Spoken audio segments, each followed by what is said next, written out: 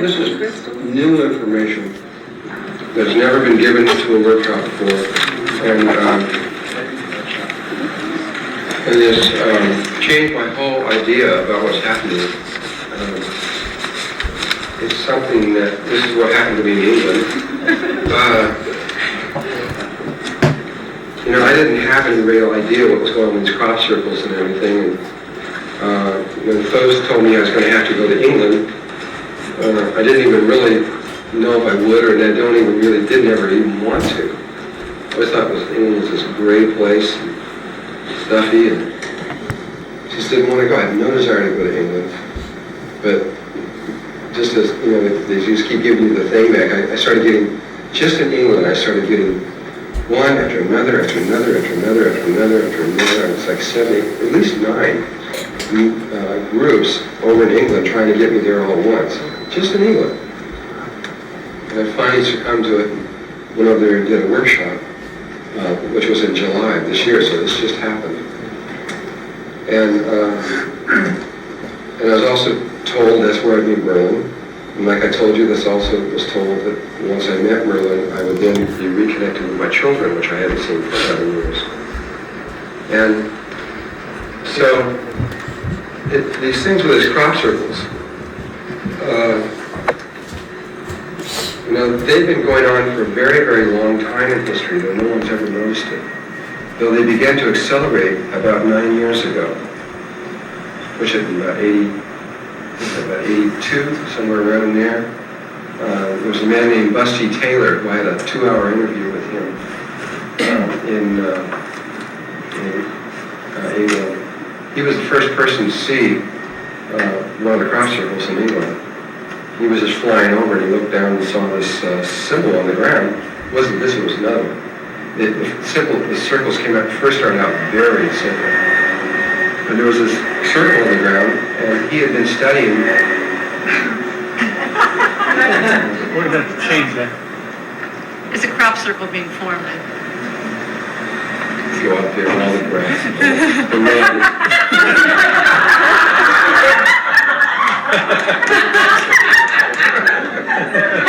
Carpet circle. Just like a day. After their pin, their vacuum cleaner.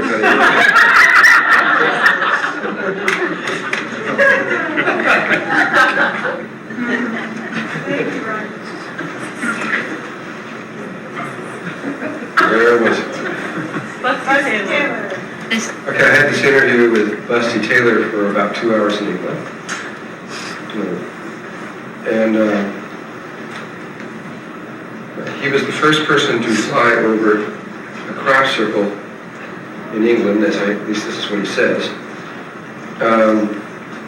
And when he looked down, he saw this very simple circle on the ground, but he knew and had been studying the Celtic religion, and he saw it as a Celtic symbol. And so at one point he went back down on the ground and looked at it, and it was sort of perfectly made and everything that he became interested in it, and then he started seeing another one, then another one, then another one, and they started happening all over. And it depends on who you talk to. There's been somewhere between 1,000 and 2,000 crop circles in the last 9 years in England. And they're becoming more and more and more complex. This crop circle here was one that happened, I think, in 1990. And when Richard Hoagland analyzed this crop circle,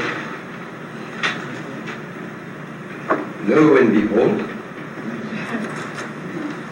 it did the same thing as the information on Mars. It described a star tetrahedron inscribed in a sphere.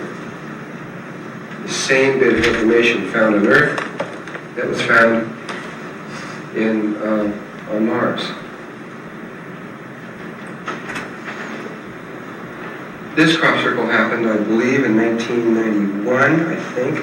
Perhaps 92, I can't remember. I think it's 91. And this is this one. As you can see, they kept getting more and more complex. They first started as simple circles, and then started getting more and more and more complex. This is a very complex one. I just understand that just a few days ago, the most complex circle in the entire history of crop circles on the Earth just happened in England. And they're still wondering what it's all about, I think. It was huge, enormous, extremely complex, so I guess we'll find out what that one is when it comes out.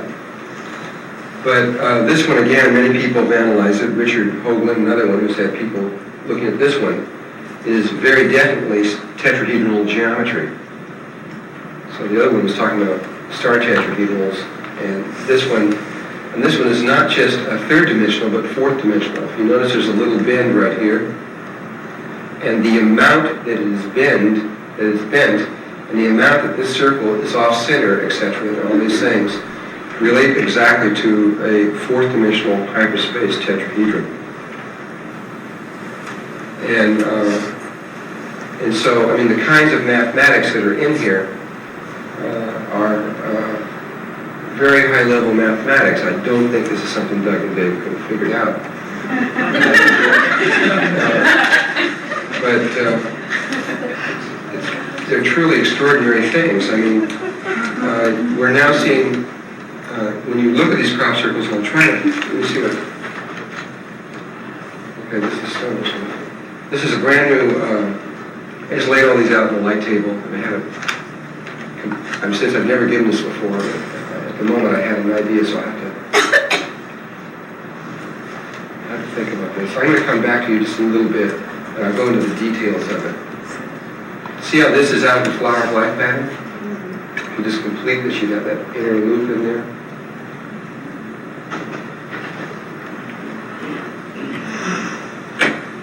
So I'm just going to give you in story form pretty much what happened when I went there. This is Stonehenge. After I gave the workshop, which really nothing much happened, except it was an interesting workshop, but nothing happened at the workshop the whole time I was over there. And it all began when I got here. The only thing the angels told me to do was to go to Stonehenge, and that was it. And I didn't know other than that what to do. I went to Stonehenge. I discovered that you can't get into Stonehenge. They got it all roped off, and they only let you walk around the outside of it. And I knew a few things about it. The Stonehenge is based on a five-pointed star, a five-pointed star facing up and one pointing down. And the arrangement of the stones and where they put them is all on that configuration. And it has these circles and concentric circles that move away from it. My first experience there was interesting to me because I'm very sensitive to rotating fields. And but in all the world, I only found one rotating field that was I don't mean just a vortex, which is a rotating field, but I mean like these sustained rotational patterns and concentric rings and things. I only found that once before, and that was in Peru at Sacsayhuaman. And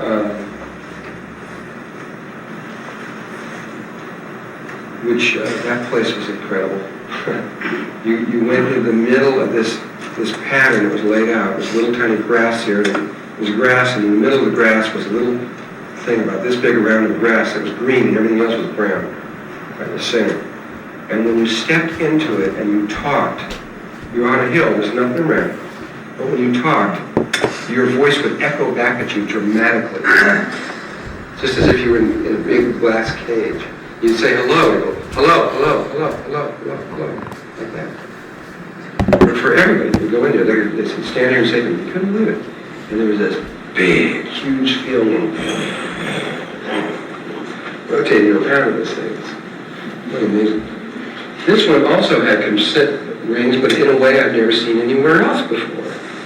You'd feel these rotating fields that would be rotating around like a ring going around it, and it would be about 6 to 8 to 10 feet wide, and you would walk through it, and suddenly it would be rotating the other way. It would be a thin membrane. You could put your hand through it and back. It would be rotating one way and rotating the other. It's like a super thin membrane. And I've seen this in vortex fields before, but I've never seen such perfect ones. They were like, it felt like they were really perfect. And there's a whole series of rings that went away from there. I don't know how far out it went. They wouldn't let us go very far because everything's roped off. They guide you like cattle, where you can go where you can't go. Has anybody been to, The Avery? what? Have you been to the Avery? Yeah, we're going to talk about that next. Has anybody been to the mystery spot in California? Santa Cruz. Santa Cruz? You have? I haven't. You've been there? She has a big smile. Yeah, you've been there? Just a couple people? If you ever get a chance, check this out. The membrane in that vortex is the same way. You put your hand through one side, it's like a thin membrane. Stick it through one side, you feel it come out the other side. It's totally different. And it's this huge rotating vortex that goes up in the sky. All the trees are twisted around like this. And there's a huge distortion when you go from one side to the other, perceptual distortion. They have a piece of concrete slab that's about this wide and about this long, and a little line down the middle, and the membrane passes right through there. And so on one side you're inside the vortex, and the other side you're not. And you can get two people, and I did this, you get two persons, same height, and they got a level on the ground there built in. You can bring your own level if you want. The level, you see that it's absolute level, and it looks level, it looks flat. And you stand on it, and you look at the other person at your same height, and when in the vortex you look down at them. They're at least 3 inches shorter. And then you reverse it around the other way, and you're looking up at them. They're suddenly 3 inches taller than you. And it's weird. And Do you know the cause of that, Drunvalo? I don't know exactly what's going on. You know, when you get into vortexes, you could get dimensional kinds of things going on. I don't know the dynamics of it or anything. It's real easy to experience it. You can feel that everything, you walk down here and everything's like at an angle, you know. I mean, everything's distorted, you know, in a real strange way. Anyway, you have a similar kind of thing here, except they're real perfect rings where one goes one way, one goes the other way, one goes the other way, and you can feel this changes. So I experienced that for a little bit, thought that was interesting. Not much happening. So I went around the side over here somewhere, and I sat down, and it got kind of like a horseshoe. And I went down and went into the horseshoe where I wouldn't have a lot of people walking around. And I sat down, and I just went into meditation for a while. And I just sat there probably for 45 minutes or an hour or something like that, because I didn't have anything to do. And there was nowhere to go. That was it. Whatever was going to happen was supposed to happen there. So no sense walking around. I figured it's going to have to come to me somewhere. So I sat down and just waited. And finally, I didn't, nothing happened. And I finally said inside myself, well, what's next? You know, and I got this voice that came in very clearly inside of my head, that this real strong male English voice in this old English accent that I could barely understand just said one word, apiary. And I knew damn moment that that's what I was supposed to do next, but I had no idea where apiary was. I mean, it could have been on the other end of England. I didn't know. I didn't know where I was or nothing. It was hard enough getting to Stonehenge. And so we went outside and said, I don't know, I'm supposed to go to apiary. We looked on the map and it was just a little ways away. It's not very far. It's about 45 minutes away. So we go up to apiary. And I don't really know much about apiary. I mean, to me, that was just, it just really wasn't anything that I haven't studied it. I don't know anything about it. This is still Stonehenge. This is as close as you can get to Stonehenge. They do have one place where you can walk pretty close to the outside, and then they make you go a lot further away. This is an aerial shot that I took of apiary.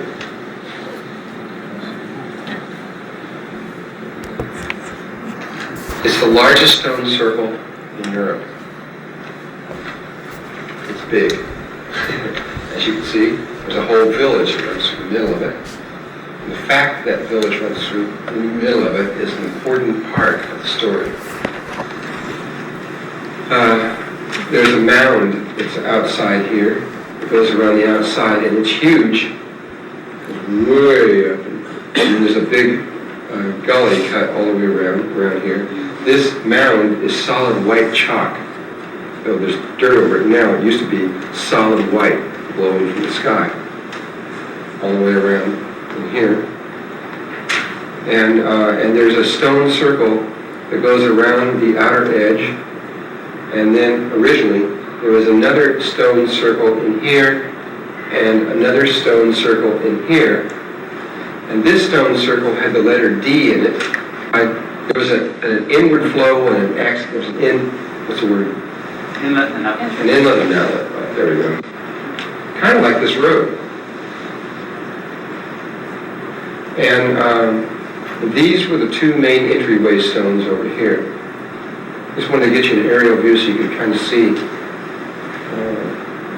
what was going on here. And originally there was a direct connection to Stonehenge. There was a causeway with stones lining it, connecting the two. Well, that has never been proven yet, actually. We'll talk about those stones. They don't know how far they went. From everything I've read, anyway, there is this curving thing of stones. Right now, it only goes for about a mile. Everything I read, they said that it went for about. They believe that it once went for about 40 miles. And Stonehenge probably is about 40 miles away, but they don't know. They find. When I get to that, I'll show you. This is this mound that's on the outside. So when you get actually down on the ground, you can see that this thing is really high. You can see people up here. And it's a big mound. It goes way down on the ground and comes up over. And here's the stones up over here. And here you can kind of see these stones. They're, a person. This is not a good one to tell. A person would probably be to about here. About that point right there. The stones are about 2 to 3 times the height of a person, usually. I guess they're all different sizes in there. These are the 2 stones that are the 2 massive stones where the entryway comes in.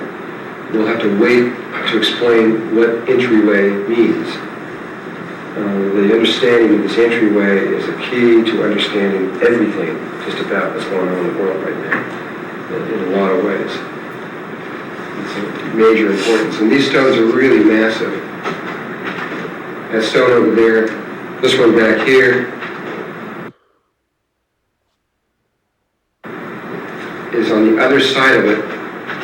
This is me seeing that stone, so you can see how big it is. And these stones had places like cups up on top that were carved into them. Some of them did, not all of them, some of them. With little crevices, so some kind of liquid would come out, pour down, and pour on top of the person, which was some form of initiation. I haven't studied it enough to know exactly what it is, but it was only certain stones that they had this kind of thing going on.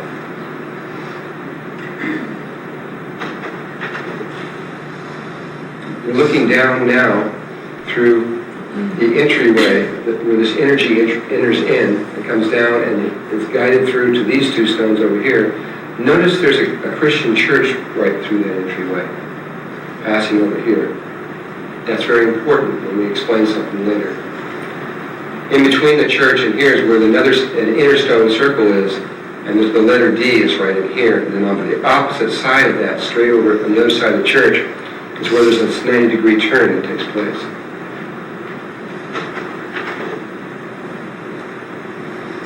Here's that church over here again. These 2 big stones.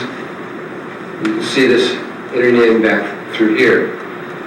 Farther over here in the circle, way over there, let me see what this next one is. I have no idea either. Okay. Well, I'll go ahead and explain this right now. These stones, which are huge, they don't look like much when you're right here. Those 2 entryway stones that we just saw, there's a whole line of stones that Richard was talking about that were massive, that are separated by the distance of about the width of this room here, which is, I don't know, 40 feet or so between them. They are just lined like this in a snake-like pattern going away from Avebury and just stretching out over the horizon kind of there. They don't know how far they've gone. The farmers have mostly collected them up, and but they keep finding them way out there, and they'll find one every once in a while here and there that are really old. So this pathway probably did go a long ways. At the moment, it only goes for 3/4 of a mile or a mile at the most away from Avebury.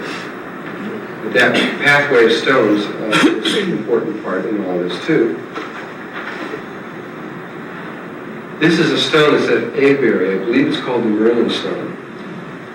And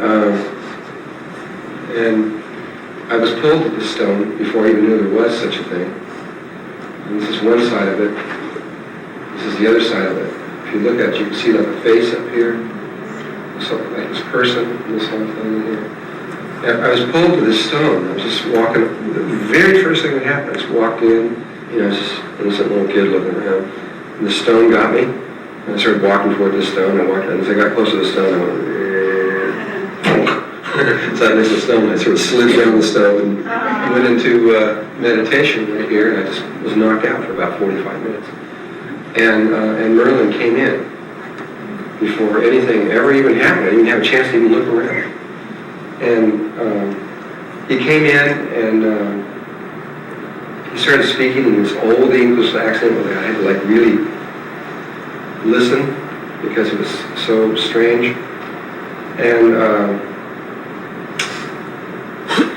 the first thing that he said to me, and he's speaking not in words but really, but the sound is there, but it's holographic. He says to me, "Thank you for joining the program." And when he said that, it meant all kinds of stuff to me. I saw the images of crop circles and all this stuff like that. And I knew that the program meant these things with these crop circles and this whole thing came in. And he said that I was communicating with his ancient or old aspect, though, and that the one that I was with before was his new one. I had been with Merlin for a year and a half. I knew him real well. Spent almost every day with him. And we became very good friends. And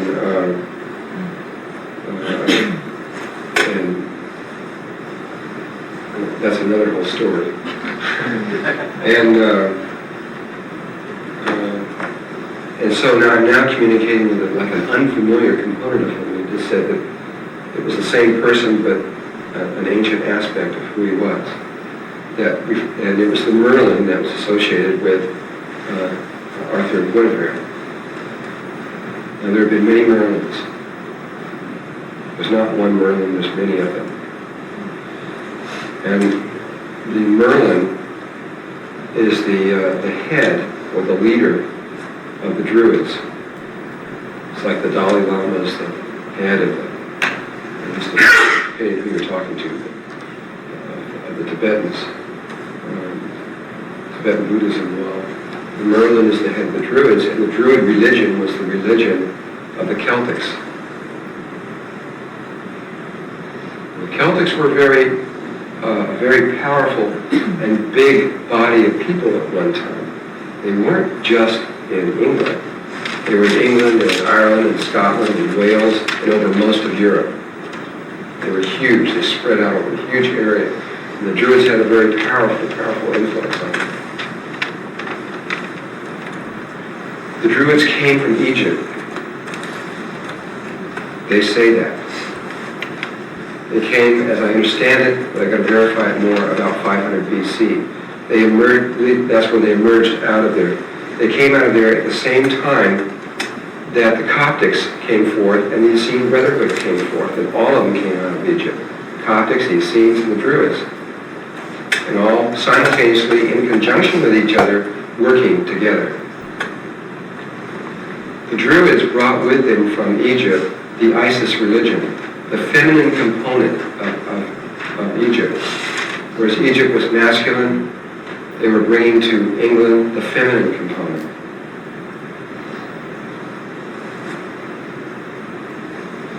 And where they came first was a little island called Avalon at Glastonbury.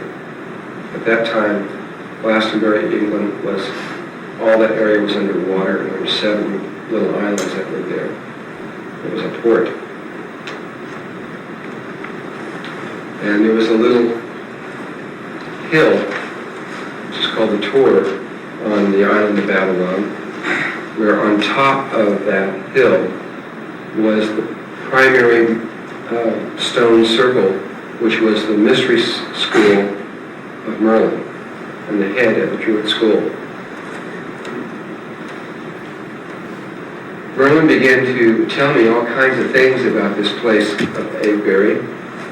He said it was the most important circle in England, that it was more important than Stonehenge or anywhere else. It was the most important one. And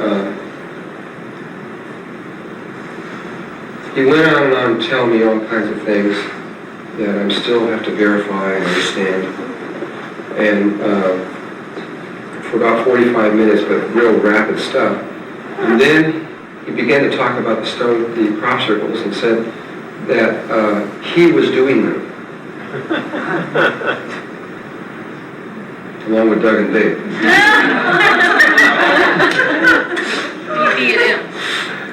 And he did, when he meant he, the image was not him, but the ascended masters of the planet, of which he was part of. But it was an unusual image, and I didn't understand it. It took me a while to understand what he really meant. And that's, in fact, when he said he's doing them, that's what most of what I'm going to be trying to direct you is what I mean by who he's talking about. Because there's something going on here that, if it's true, it changes everything. And then he said, I will prove it to you. It's one thing I've always liked about Merlin. He doesn't mess around. He just does it, man. He doesn't talk. He just does it. He's all the time he's with us for that year and a half. If he said something was going to happen, if he said it's going to go rain, man, you go get a raincoat because it's going to happen. You mean clothes? And no, this is Merlin. I worked with Merlin for a year and a half, long, long time ago, back in 1971 through 72, maybe into 73. I'm not sure when it ended. He was the first one that, he was the first like interdimensional teacher, I think, that I ever had. I believe he was. And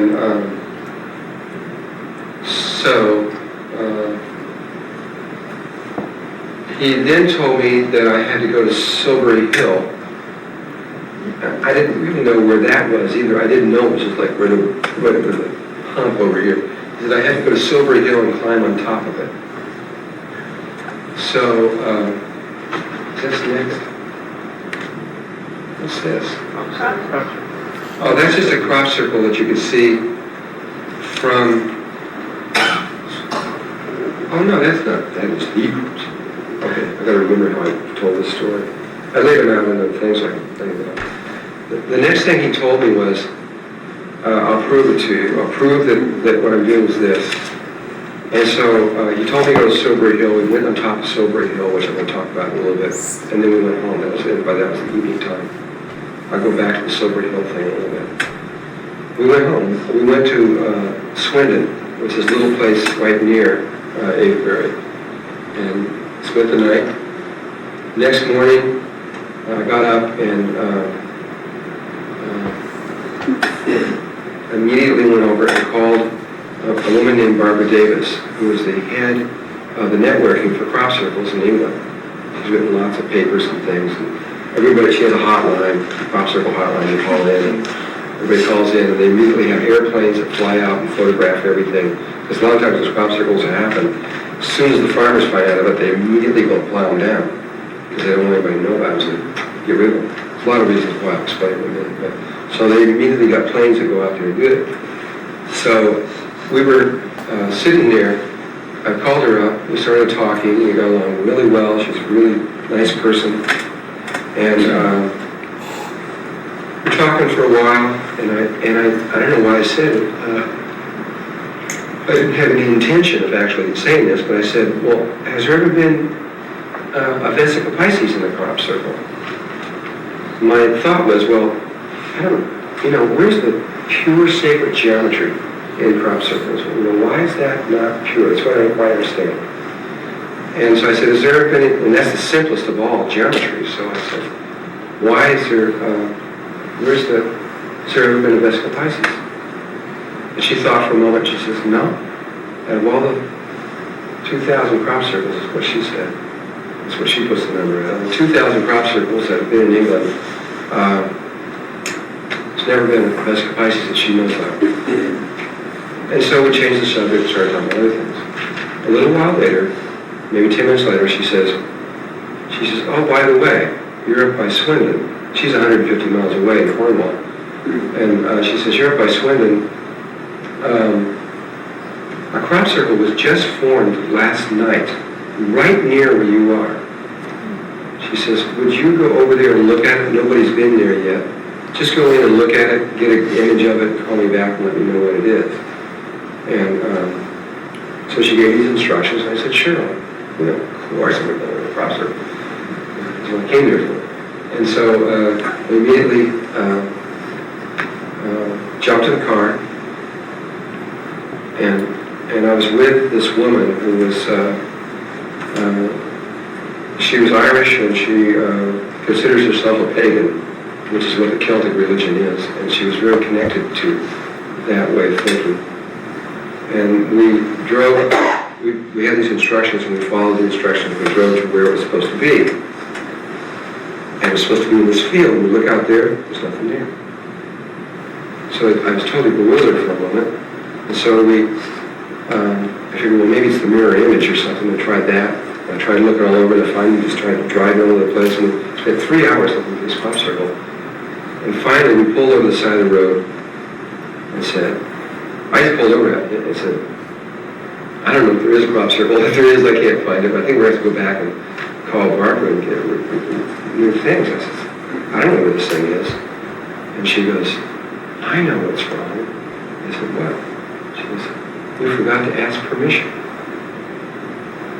I said, oh yeah. I mean, when she said that, my American Indians feeling came back through. Of course, I mean, you can't do these kind of things without asking permission. So she goes in and she prays. And she prays for about 15 minutes. She comes back out. She says, okay. It's okay now. We can do it. I said, okay. I'm in a little English car with 5-speed or whatever it is. I go through first gear, second gear. I'm still in third gear. We just pull down the road. In third gear, we look over, and there's a crop circle. That praying stuff really works. And there it is. We could see it from the road. And but I couldn't tell exactly what it was or anything else like that. So we climbed over the fence and went over there. And this is it from the air. It's the Vesica Pisces. Now this is after people had walked through it for 2 weeks and smashed it down. But we were the first person in that circle that was fresh and clean. And this circle was flawless, and that circle was flawless, and this whole thing was flawless.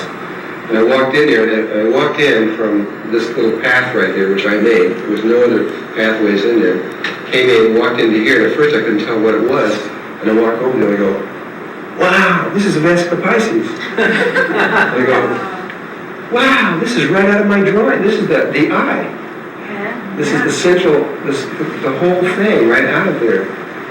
And over here, this was originally, though it's been trampled down, this was 2 equilateral triangles in the sphere, which is one of the keys to the Vesica Pisces. And I haven't analyzed this whole thing. I don't know what the heck all this stuff is. But it was so remarkable. I mean, I was so excited I couldn't hardly talk.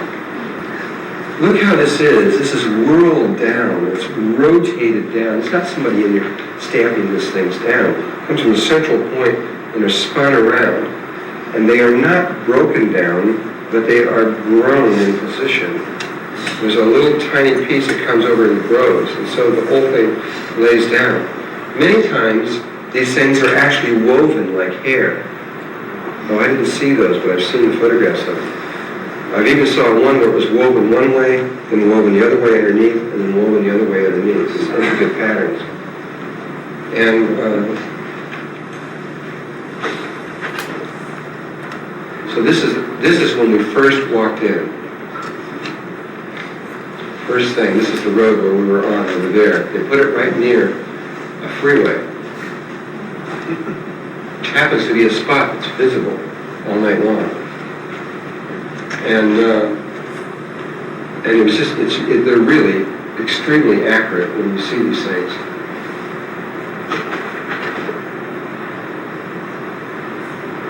Let me come back to this one for a moment.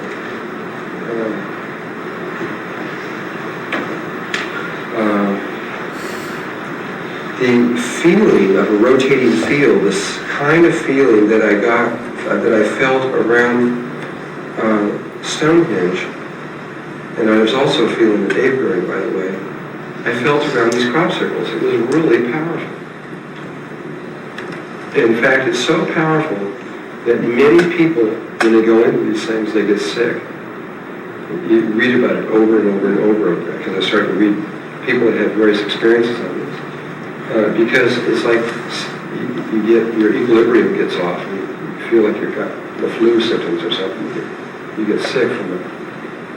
And what Leslie said, and I didn't have the chance because we didn't get this until, I don't know what it was, the last day or the day before the last day or something like that.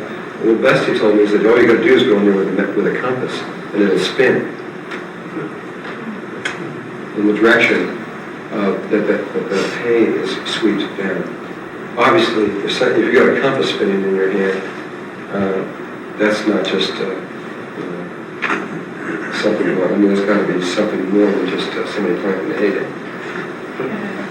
And some of these circles, by the way, are hundreds. Some of them are 200-300 feet around, and they're perfect. You'd have to have a pretty long string. They're perfect. And there's sometimes only one of them, or 200 and something feet around, and it's only 2 inches wide. And no footprints or not a single hair or stalk is touched. I'm going to tell me, how are you going to make a 200 and something foot circle in a person like you and me? How are you going to make a 200 foot circle in there without touching the ground? Because you obviously can't walk in there. Practice. Very carefully. Only the transcendental meditator can do it. From the air. It's the teamers that are out there making projects. So, it's a Maharishi effect. but it really affects your emotional body, at least it affected mine. And especially the very first time I went in one, I got really excited, and then I felt this, my heart just started opening, and I realized when I was sitting there that I'm not in something that just happened, but we're looking, you always look at these old things, like the burning bush and all these things that happened in the past and all this stuff that goes on in the past, but that doesn't happen to us, that's in the past. But it's right there, and that's different, and I got so emotional I couldn't help it. This woman got out of the car and cried for about 45 minutes. I could roll, but she wouldn't stop. And she said, and it's really strong. This is another one that happened while we were there. We were allowed, John Martel and I got in a little airplane and flew around and looked at some of these other ones that were happening around. This one actually I think we went into. This one was near Avebury also. And that other one was not too far from Avebury. And each one of these circles is rotating in a different direction. This one out here is rotating one way, and that one in there is rotating another way. And so it's all this rotational energy associated with it.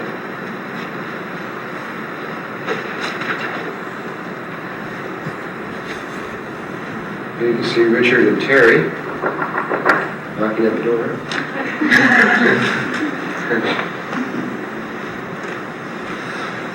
See Richard and Terry here, and you can see this again, this rotating field going around and around and around.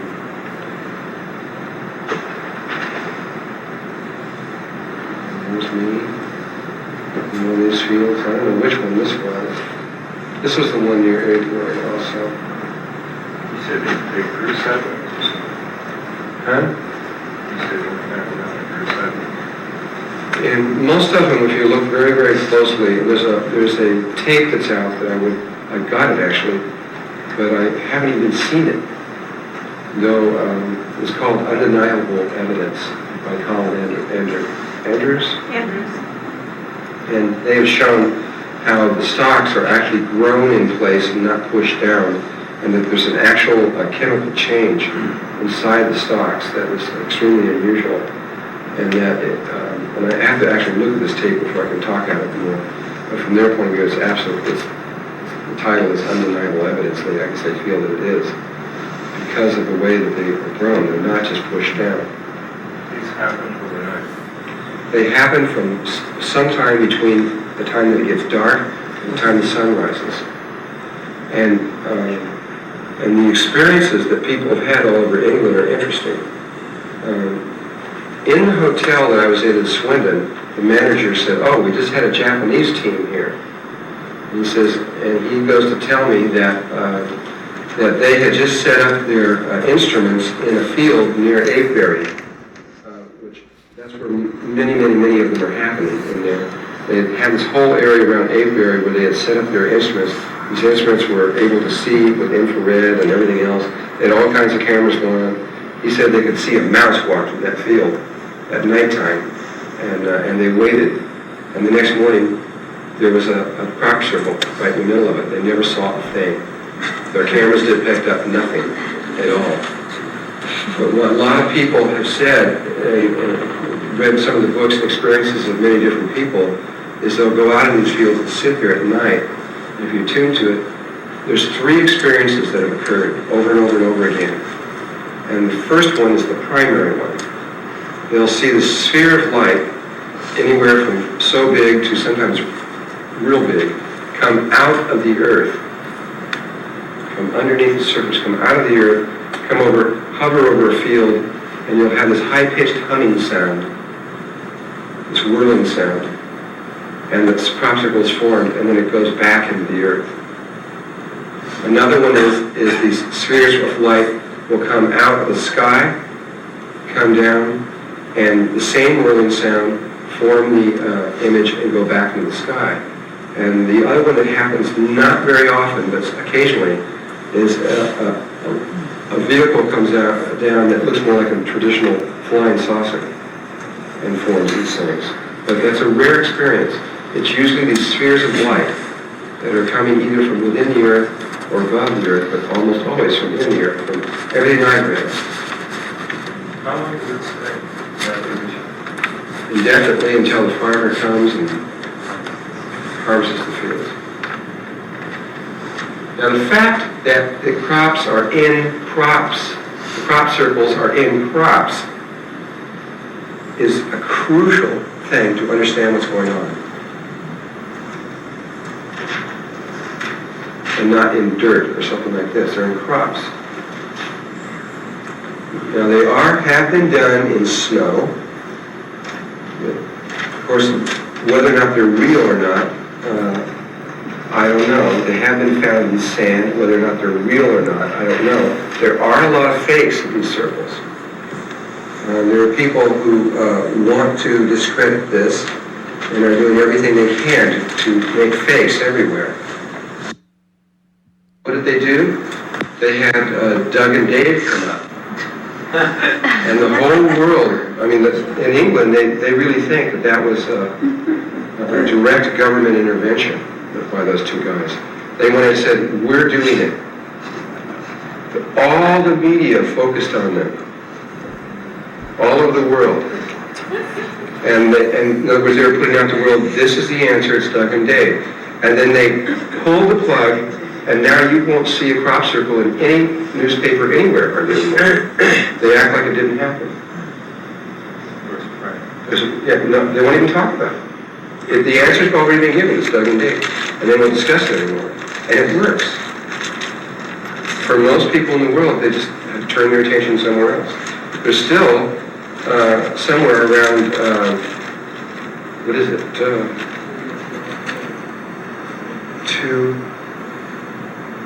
somewhere between 100 and 200 crop circles every year are being formed. Over 2,000 crop circles have been formed. Just in England alone, not counting the rest of the world. And yet, you don't hear anything about it except in underground papers and stuff, but no longer does the outer news media discuss this subject at all.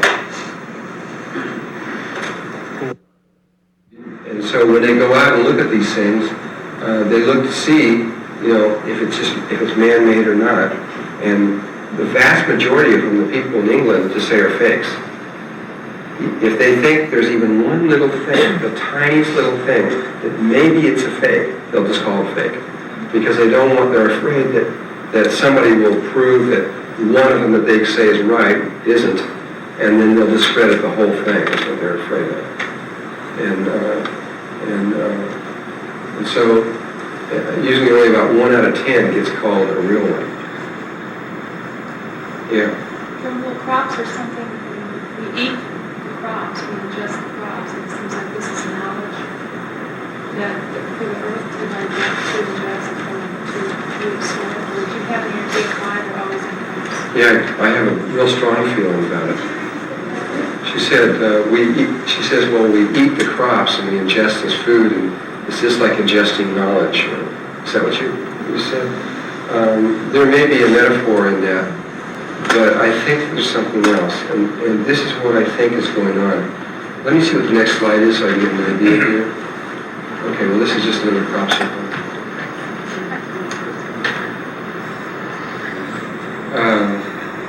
This again is huge. It's a big field. This is another one that, I think this is the first one the filming crew went into. I think, wasn't this it? Was this the first one? That's true. We did go in one that had that big ball that's Yeah, this is the swirl that she went into. yes, it is. And it had the letter M off one side with these 3 little circles that come off there. That's a spiral. Yeah, it's a spiral when you're in there. And that whole thing is whirled into a spiral.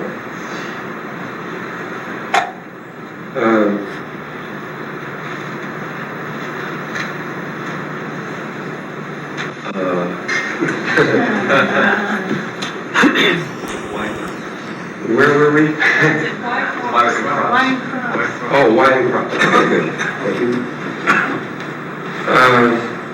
To understand that, you have to go back and look at the very first crop circles. In fact, all of them, about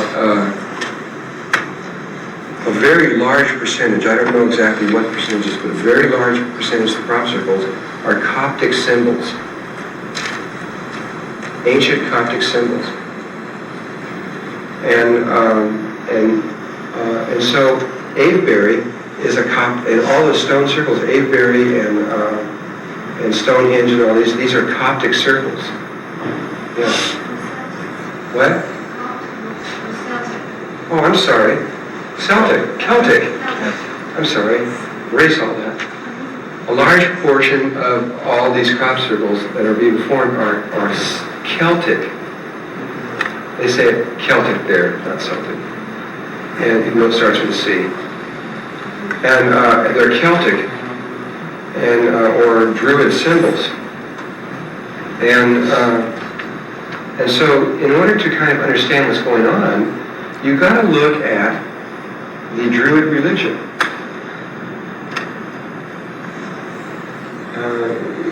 I don't think that it's impossible to understand what's going on without understanding the Druid religion. I don't think it's possible.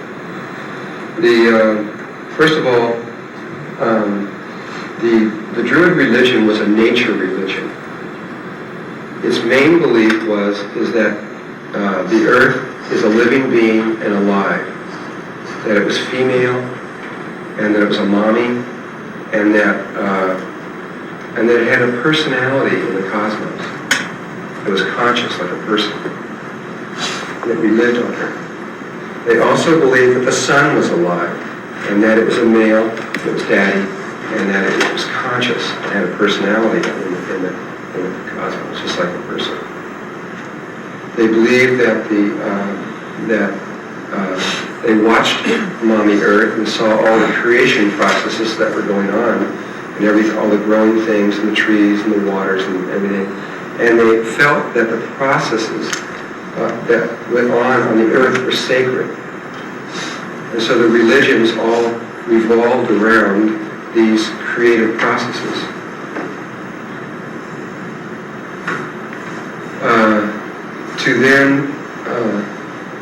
They also felt, I'll try to explain that a little bit more,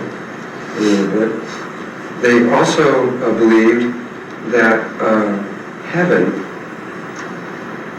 was not up, but down. Heaven was in earth, in the middle of the earth, toward the center. And that when we died, we went down into the earth, and we went back into Mommy.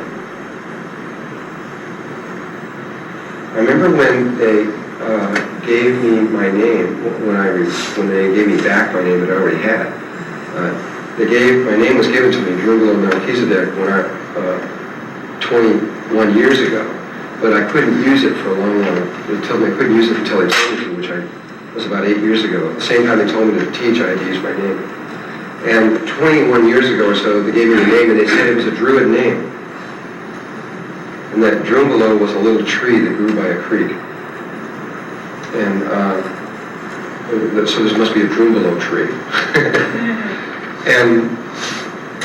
But as I progressed through the Alpha and Omega order of Melchizedek and got the image of the Melchizedek consciousness that was out there, I had a conflict in my mind trying to understand I could understand how Drunvalo was a Druid name, but I couldn't understand how Melchizedek was a Druid name. That was something I've always had this thing in my head. I knew it was important, but I could never understand it. And so at one point I started reading one of the Druid books trying to understand while I was over there what it was about. And from their point of view, they would ascend, they would resurrect or ascend toward the center of the earth, not away. And that it was the Druid belief that in the center of the earth was Melchizedek. And at that point then I began to understand which is what my belief was anyway as I came in here, was as above, so below. What is inside is what's out here, and the two ends are really one. And that was a real powerful.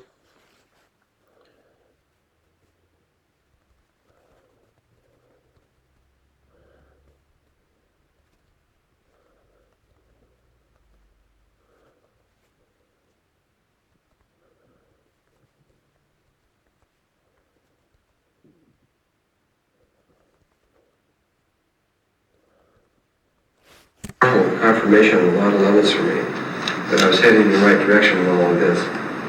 And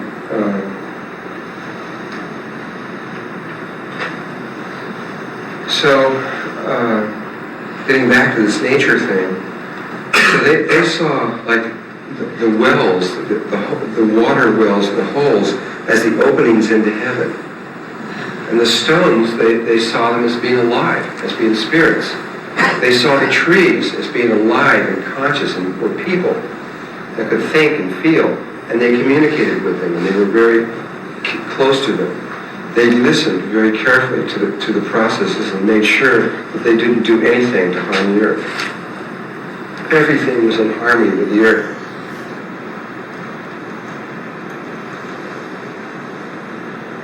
But they only knew how to ascend one way, and that was descend. They only knew how to go into the earth. And at one point in the Druid religion, they became aware that there was another way and this other way was essential for the completion of all things. This is my interpretation of this.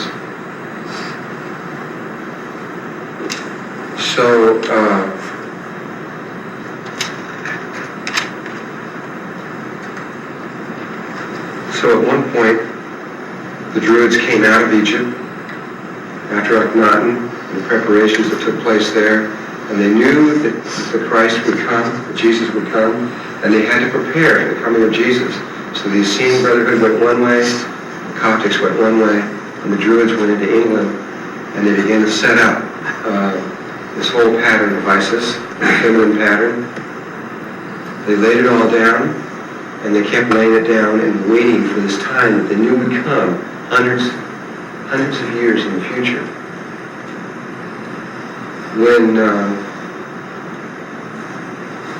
And then Jesus came, and he did what he had to do. And according to the records of Glastonbury, when Jesus was 12 years old, Joseph of Arimathea, who was his uncle, who was a rich tin miner, took Jesus by boat to the island of Avalon, where he studied at the Druid school, and then brought him back. There was another record saying he came the second time, but there's controversy over that, whether he came the second time or not. Whether or not he came, even if you believe it or not, there is very powerful circumstantial evidence that that's happened, that did happen, because of what I'm about to say. After Jesus died, if we assume the calendars are correct, in 33 AD, it was 6 years later, I believe it was 39 AD, Joseph of Arimathea went back to the island of Avalon, and the Druids gave Joseph 12 hides of land. No one knows exactly what that is, but it was a portion of land. And this portion of land sat at the very base of this hill, right where the primary Druid mystery school light. It was where the Merlin was. It was the main place of the whole Celtic religion. And right at the base of that thing, they gave the Christians a place to begin their religion. So the Druids started the seed that began the whole thing, just as the Essene Brotherhood really started the seed because they gave the very body of the whole thing. And the Coptics supported both. And so they gave them this piece of land, and Joseph formed 12 little circular houses with the 13th one in the middle, and it became the first church in the world of Christ. It later became known, it later was all put into stone and became the Abbey of Glastonbury, which became the largest church in the world. I don't know, maybe still, if the whole thing was there. I don't know exactly compared to other ones, but this thing was huge. It was enormous. It was really, really big. It was the largest Gothic structure ever built. The largest one ever built? Yeah, well, I believe it, because it was I couldn't believe how big this thing was. It was enormous. By 200 AD, it was the most influential church in the world. And the monks that came out of there, which I think were Benedictine monks, the monks that came out of there spread out all over the world. And you might say, in fact, I guess you could say, that every church on the planet, every Christian church on the planet was seated from a singular place. Even the one that when Peter, who was the rock, who was the disciple of Jesus, went to Rome to start his church there, the main church that became the Vatican, there was already a church built there. When he got there was already a stone church built there, which came out of the Abbey of Glastonbury. And so you can see the kind of influence that this one church had. And the whole growth of this church and the expansion of this church and everything that was going on with it was with the blessings of the Druids. It couldn't have happened without them. It was with their giving and their watering all the time. In fact, literal watering, because there was two springs that came out out of this hill, out of the Torah, the main place. One of them was called the Red Spring, which had this iron water in it. Realize springs were holy and sacred to the Druids, especially certain ones. And this red spring coming out of there was the holiest one of all. And there was another white spring that came out alongside. And these two springs came down and crossed and blended, and finally ran right through the abbey at Glastonbury, which is right built right into the church. And it's from this water that the first baptisms of Christianity took place. So it was from the Druid blood, as they saw it, that our baptisms began, the Christian baptisms. It was with their blessing. Stonehenge was 444, which has to do with ascension. And to me, what that means is the school of ascension. It's the place where you learn how to do it. And Avebury was 555, which was the place where it happened. That's where you became that with Christ. And this hill was 666. It didn't mean evil. That isn't what they referred to. They meant to it that it was the earth. It was the denseness. It was the passions of the earth, the sexual energy, and it was related to those flows. 2 or 3 days after he told me that, let me see this. This crop circle formed in the air, formed in the ground. It looks like 3 comets. But from inside the earth looking out, and this is a key, it's 666. And no one knew what it was, but I knew exactly what it was. And I knew what it meant. And it refers to and this was found right near, just a little tiny ways away from Silbury Hill. So I didn't know about it until almost 12 days later or something of that nature.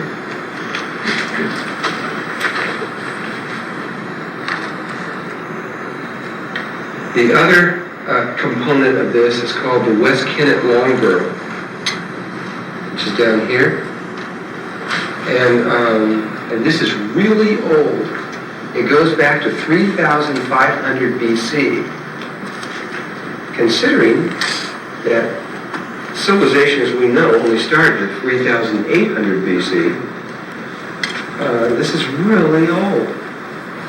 And the very most interesting thing I found out about this whole thing is that it goes back inside for 40, 50 feet, and then it's sealed off, and it goes for a quarter mile along this Longborough. There's all these rooms and chambers in there, and in 6,000 years, nobody's built it. Nobody's touched it. They've left it alone. Whoever put the protection field up for that gets an A+. I mean, nobody messed around with that thing for all that time. It's amazing, and they still have it. And even the Christians were very careful about it.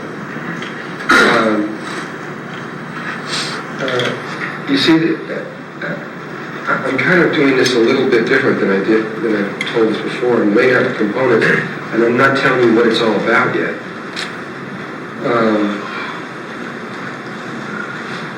These 2 stones, remember them, they are not part of this whole thing.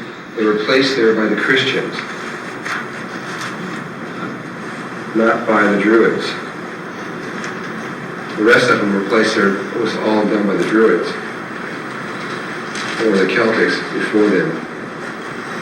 Now, this is the opening to this. This is that big stone is here, and you're looking into it, and this is looking out of it at that stone. You can see this stone blocks the entryway, so something can't get in. This is it. Okay. Let me see what the next one is. I can barely see this. I can tell you what this is. You can stand here looking out for right now. I think now I'm going to have to, before I go any further, this is not going to make sense until I tie something in that is the key to all of this. I'm going to have to go back and flows in and what's going on here. When I come down into this component down here, and in England, if this was the country of England, I don't know if this is a good thing of it, there is a line that runs from what's called Land's End along England up to this other fur point. They go right off the ends here. It's an absolute straight line called a ley line that is drawn along this end of southern England. It is run at 27 degrees. It hops across the channel and hooks into Saint-Michel. Well, actually, the line goes around the entire planet. It goes everywhere. From that one point, this one line will eventually pass through 83,000 sacred sites everywhere on the planet. But it passes through England in this one way. And it's a ley line is not an energy line. This is a misconception of Americans. It is a straight sight of line that you can see. And the energy lines move around the ley line. They move in and around it and all over it. That line has a particular energy moving around it, and in order to start talking about it, we got to go back to Egypt. You remember the two holes in Egypt that come out of the flower of life, the grid, the thing holds the whole concept. The Christ consciousness grid. There's two energy lines that come out and spiral around, and by the time they get to the king's going too fast here. The Great Pyramid, they're one line because they approximate each other, and they don't come. They don't come out flat on the ground. The three pyramids are in three different heights, and they come out of the ground about 2 blocks away from it. Come out of the ground, hit the lower pyramid, come hit the next one, hit the next one. So it's curving up into the air, like that. It then curves over the top. This is according to Merlin now. And it then dives back into the earth. And they begin to make this motion, going along this absolute straight line that goes out from there. Going along this curving motion, but in and out. And after a while, you see these two lines are alive. They're the consciousness, you might say, of the planet.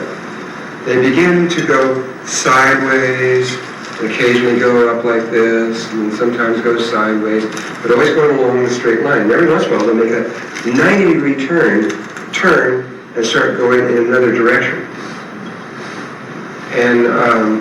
And they're also, these two lines separate and begin to do all kinds of interesting motions, moving like this and over and around and doing all these things, but never moving more than about 500 meters away from these absolute straight lines that you can draw on the planet. And these straight lines form the grid that go all over the whole planet. And the energy lines move all along, moving all over, doing this whole thing, all over the whole planet, and the same thing. The whole planet is woven with these same two lines. Now, I don't know if it's the two lines only at the North Pole, or if there's two lines coming out of the South Pole. This is a detail I need to know. If they also extend out there in Moray and they do it down there, or if they only come out of the North Pole. I don't know that one detail yet. And but as they cross England, that one primary ley line is that one that moves through there. So as these two lines, let me get these, we use red and green. You have this one little line coming like this, moving across England. You have the other one coming like this, moving across England. And wherever they cross, that's where your sacred sites are. And that's where the stone circles were. The crossing of those lines were so exact that, you could pinpoint. There were very, very exact spots, and they were the centers of these circles. So you had all these stone circles running across England, and these precise, very precise. Well, it's not a precise pattern; it's like an organic pattern. They were all within 500 meters, or right on the ley line. Avebury was in the exact center of the ley line, right in the center. And it was the primary point in all of England. These lines were called the dragon lines by the Celtics. Later, in modern day times, they're called, the ley line is now called the St. Michael ley line. I'll explain that in a minute. And the two lines are called the Michael and Mary lines in modern day times. They had other names a long time ago. One was male and one was female. And they were the key to the currents of the earth.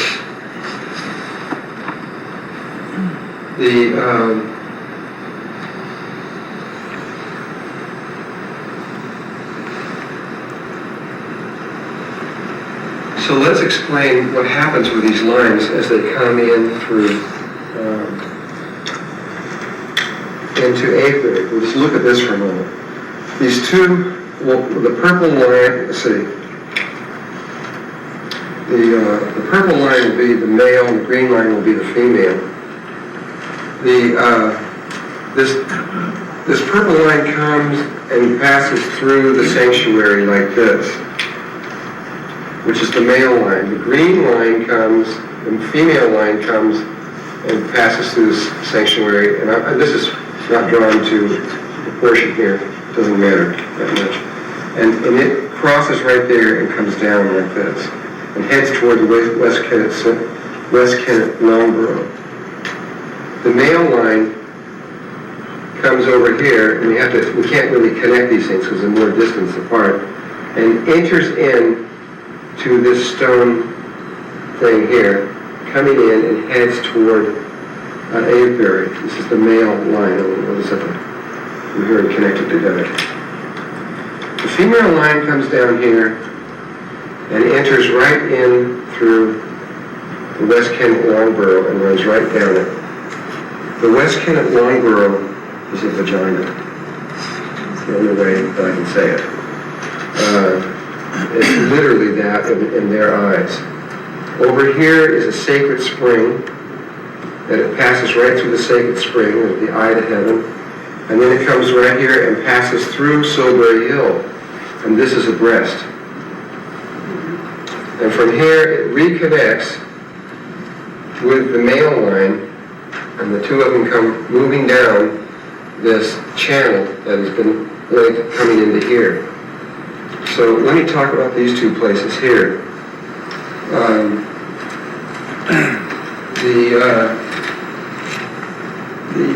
The whole thing was tied to 4 days of the year when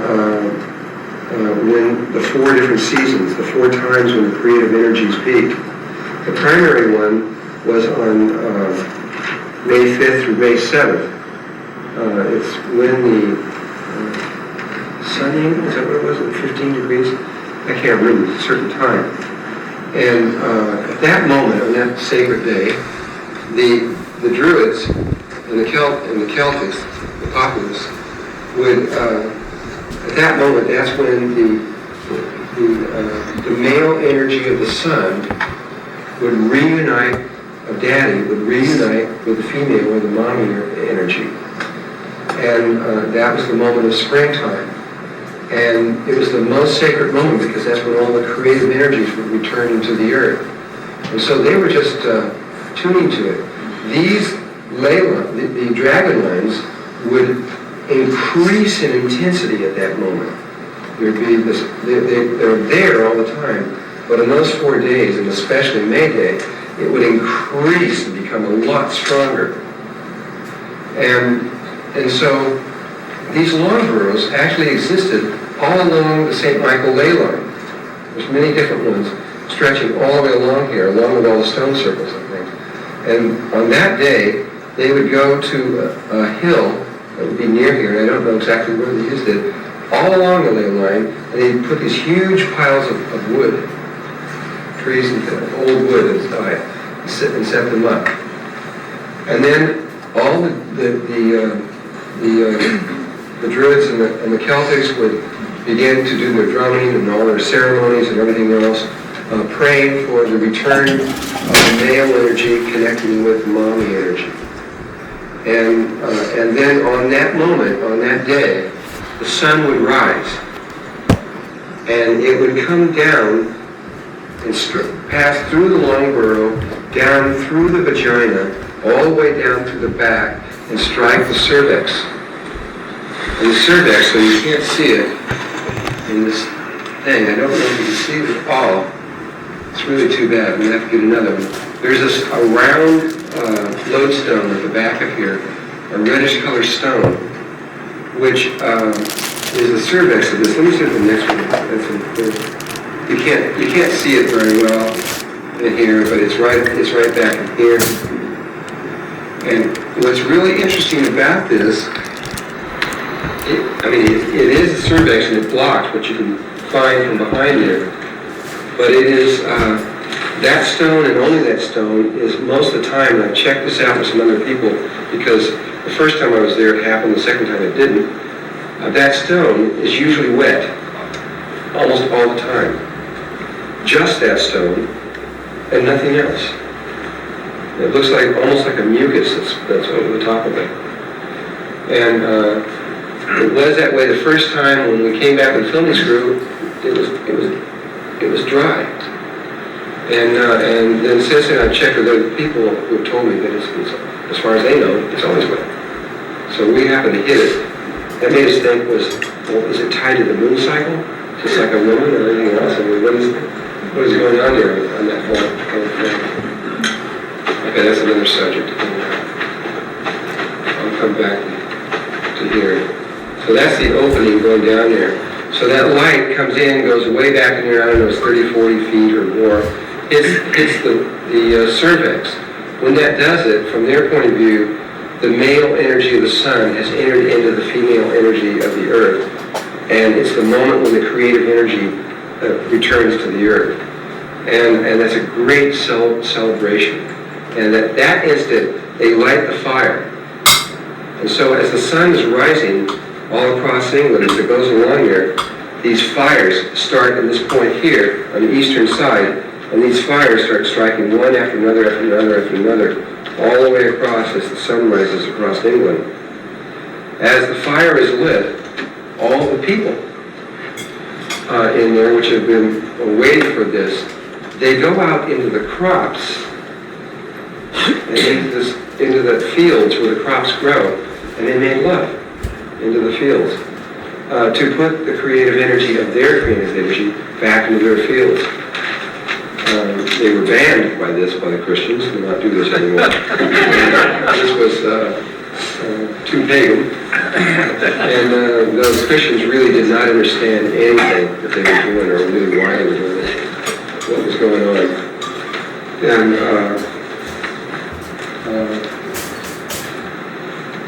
after this, it leaves through there, it comes through, it passes through the man-made, or woman-made, I don't know which, the breast here, passes through, comes in, connects into these things, comes down, the male energy,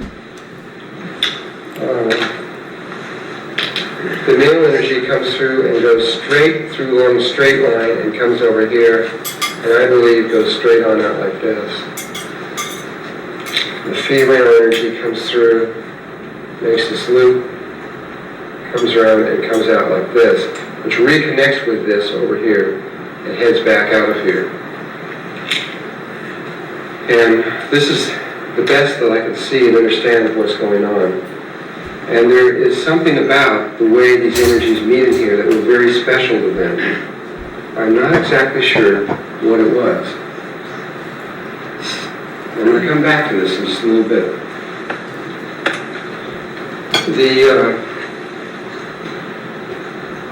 Let's go back to the Christians now for a moment.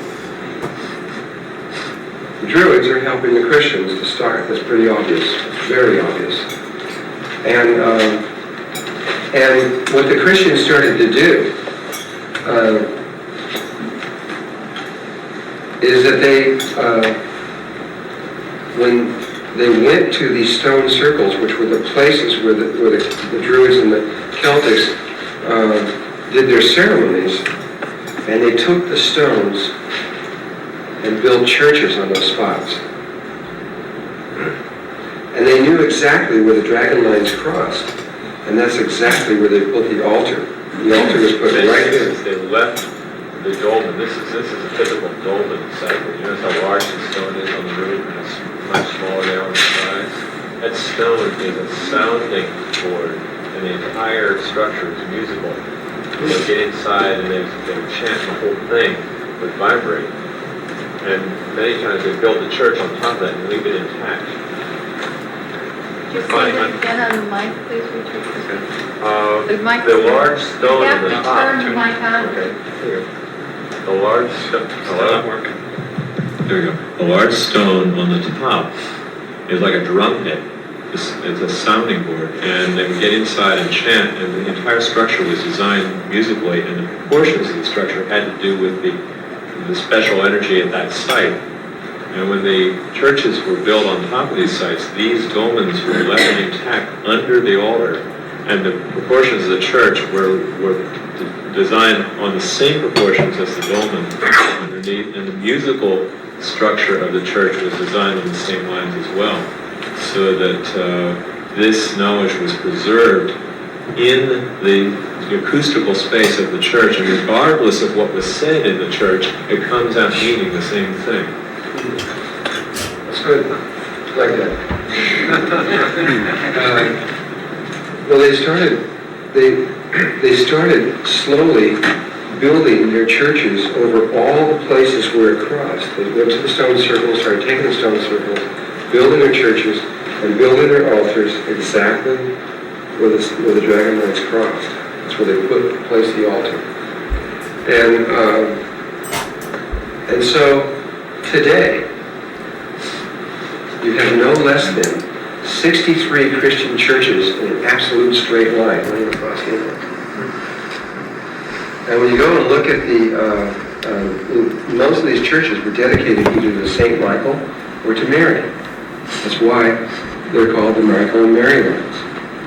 And you see Michael, and he'll be there with this dragon. You go to the doorway and you look up, here's this big old dragon, and Michael is shoving a sword down the dragon's throat.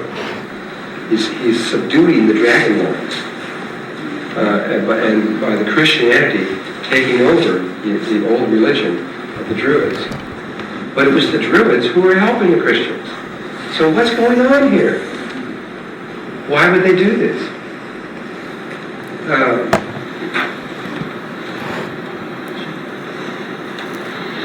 By the time, let me see what the next one is here. I can't remember right now.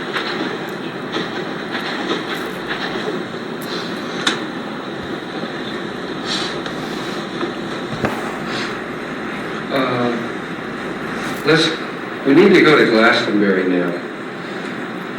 And Glastonbury is the Druid center. This was an island called the island of Avalon, though it's no longer an island anymore. And on top of there was the Tour, which is the Tour is simply a Celtic word which means hill. And what you see up there is the St. Michael Tower. Sometimes the tower is referred to as the Tour, but this is a Tour, it's a hill. And there used to be a stone circle up on top of this place, but of course they built a Christian church right on top of it. And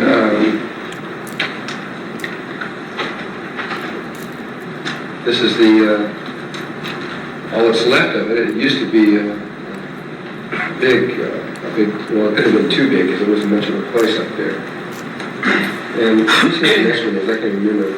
This thing has oh yeah, I remember now. But I don't think I'm going to get into that. You're looking at the top here. This is one of the ceremonies that we had up there.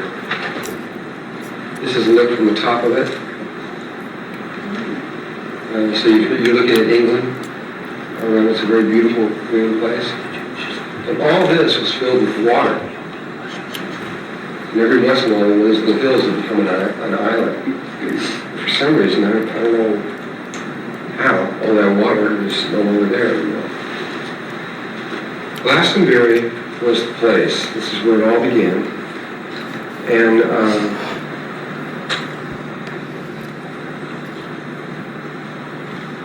by the time of approximately 500 AD, actually even before then, I don't know exactly what it is. I got one of my dates real clear, starting somewhere in the 400 ADs. There began to be a problem throughout England in that the two religions of the Druid religion and the Christian religion were conflicting with each other. Primarily the Celtics were killing the Christians.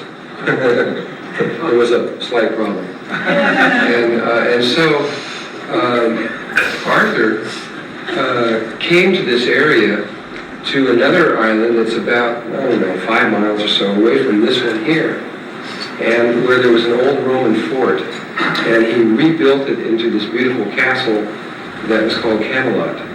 It was a real place. It was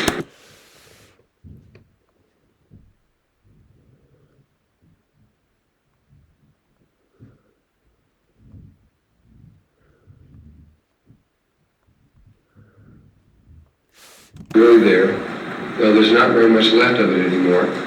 And it was at Camelot where the Round Table was, and where the Knights Templars were trained.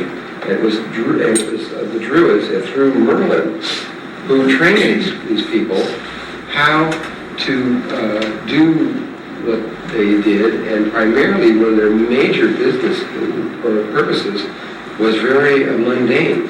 It was to protect the Christians against the Celtics, so they wouldn't get killed, so they could go to their churches and keep this going. They got very good at that. And at one point, the Pope became very afraid of them, even though there was no reason to, I don't think. He did become afraid of them. He killed all of the Knights Templars. He had them all killed.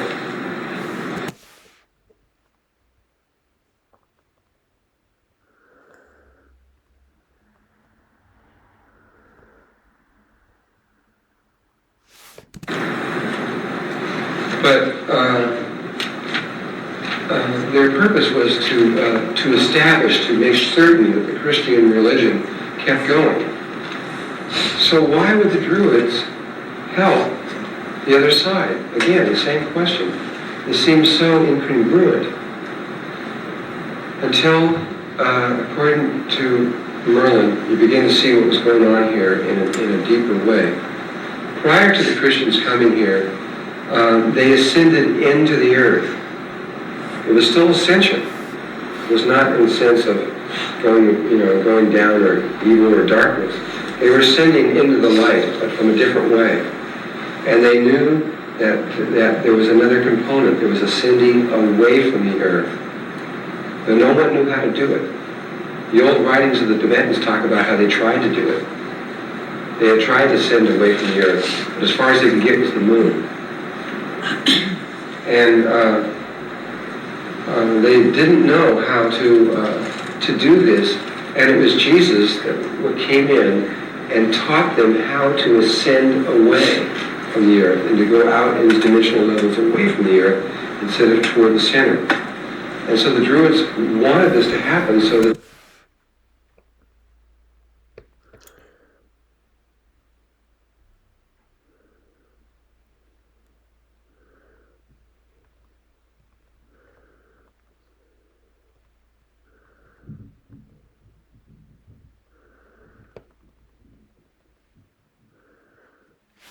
this new pattern, which had to be understood and learned, would be learned, and in so doing, they completely subdued themselves, allowing themselves to just be subdued for a while. It was one of the heads of the abbot of the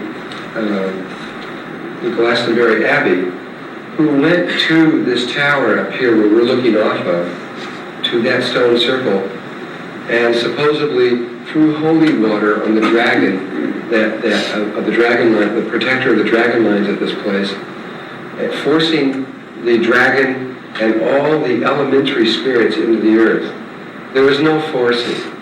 Throwing water on a 250-something foot dragon isn't going to stop him. But he allowed himself to go in there because they allowed this to take place.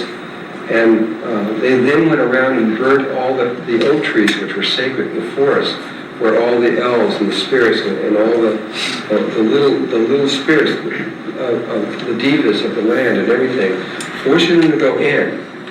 Where he allowed entry spirits into the earth, who went to this tower up here where we're looking off of, to that stone circle, and supposedly threw holy water on the dragon of the dragon line, the protector of the dragon lines at this place, forcing the dragon and all the elementary spirits into the earth. There was no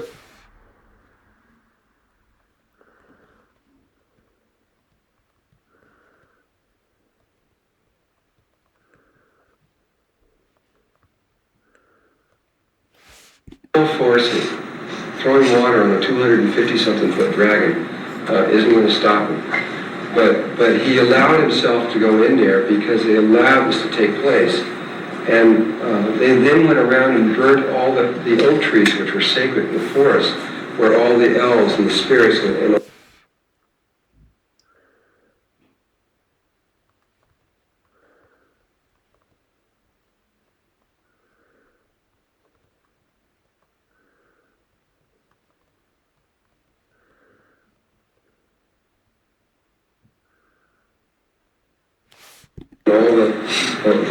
little spirits of the devas of the land and everything, forcing them to go in, so that this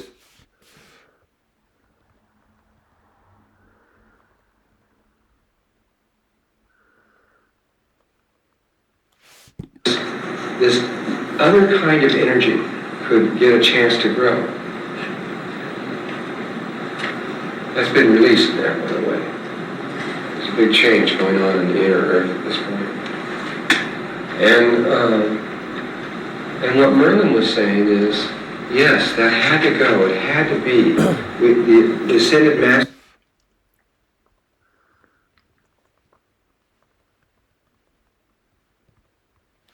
The people now started ascending away from the earth in dimensional levels, the ones I'm talking about, the fourth, the fifth, the sixth, the seventh, going up in these planes, learning to go away from the earth. But once it was established, what Merlin was saying, we're out of balance now. He says we were out of balance before, going only into the earth. Now we've swung the other way, and we're going away from the earth.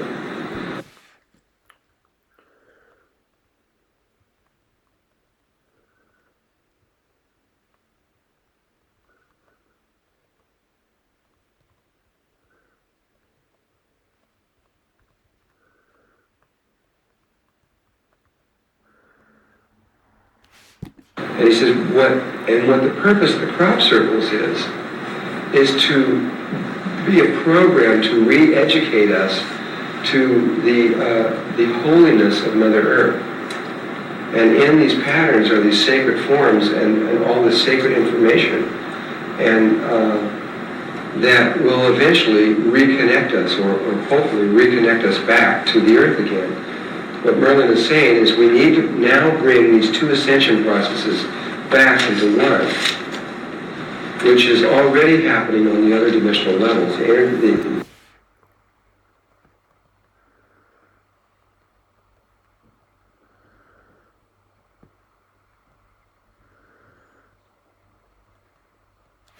It's already occurring. But we got to bring it here on Earth.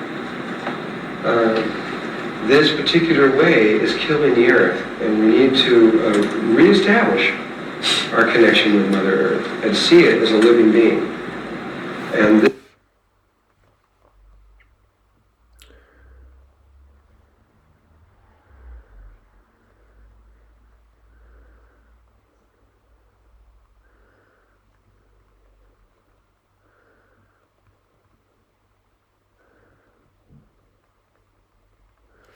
this is the real purpose of the crop circles, so that we can remember who we are. They're done in the crops. Like I said, they're done in the crops. And that was what was sacred to the Celtics and the Druids, was the crops. That was the whole purpose of all their ceremonies, was the growing of crops, of the cycles, and all the devas, and all the little spirits, and the life of the inner life of the earth. And that's why they're in crops. And they wait till the crops are about ready to harvest, which was the most holy moment of all of this. So when you see that and you understand, it all begins to start making sense of what's going on. So according to Merlin, about 85% or more of all the crops come from the ascended masters in the earth. Another 10% or more are coming from the ascended masters who are ascending away from the earth. And a very small percentage is coming from what you would call extraterrestrial type.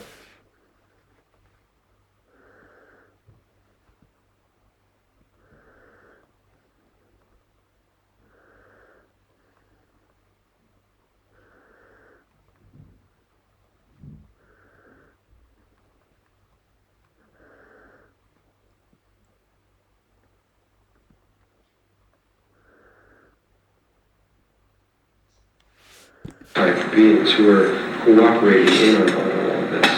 The crop circles, you mean? You said the crops, but you meant... The crop circles themselves.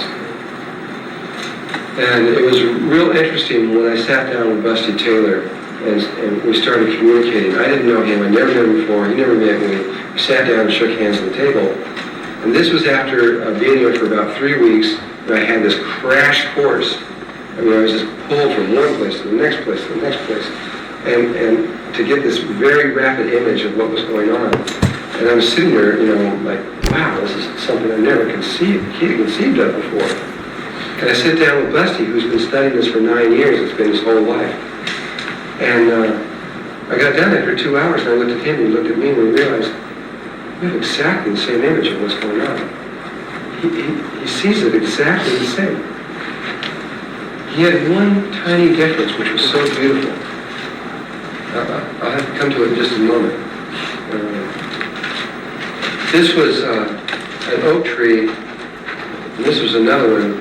It was called Og and Magog. And they were the two original oak trees of the oak forest that was on the island of Avalon, which the Christians burned down so that all the devas and spirits would have no place to go. The Pope made it illegal for anybody to worship exactly the same. He had one tiny difference, which was so beautiful. I'll have to come to it in just a moment. This was an oak tree, and this was another one. It was called Og and Magog. And they were the two original oak trees of the oak forest that was on the island of Avalon, which the Christians burned down so that all the devas and spirits would have no place to go. The Pope made it illegal for anybody to worship water, wells, the sun, the earth, the moon.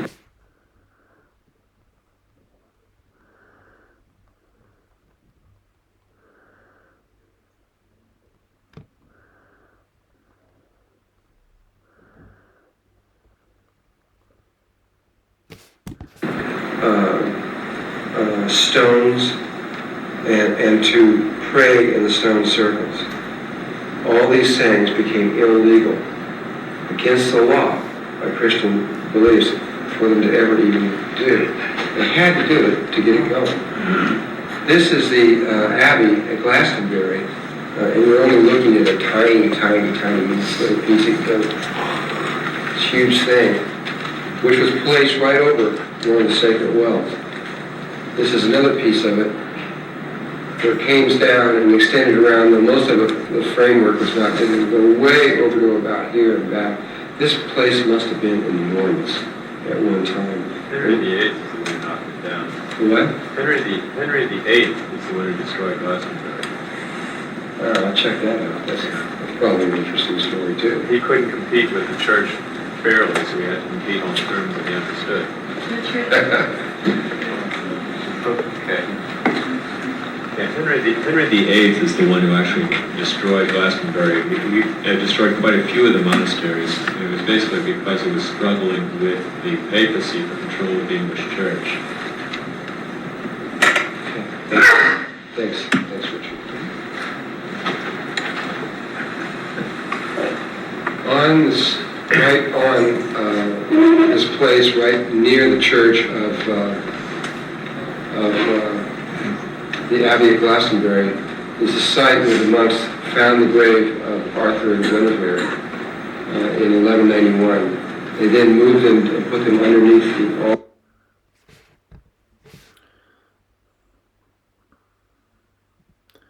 In Glastonbury there is a sign that says, "The site of ancient graveyard where the monks found the tombs of Arthur and Guinevere in 1191.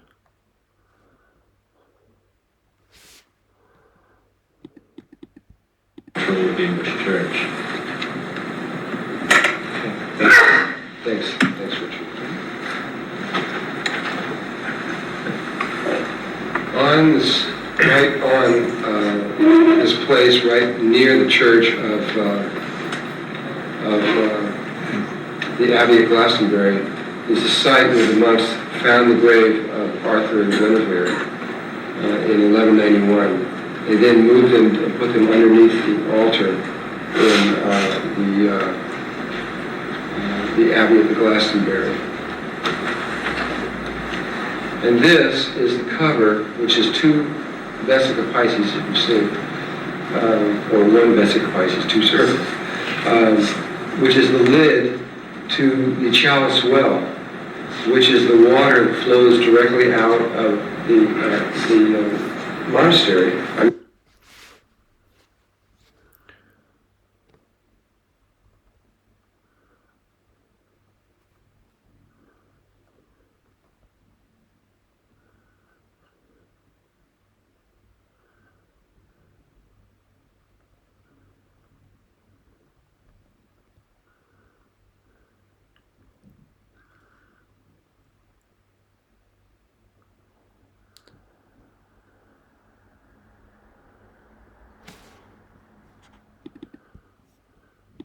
Which is the lid to the chalice well, which is the water that flows directly out of the monastery.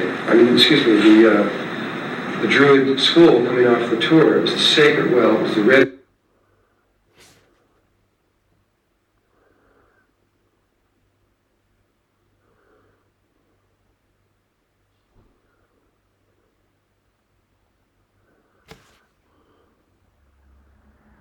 water, and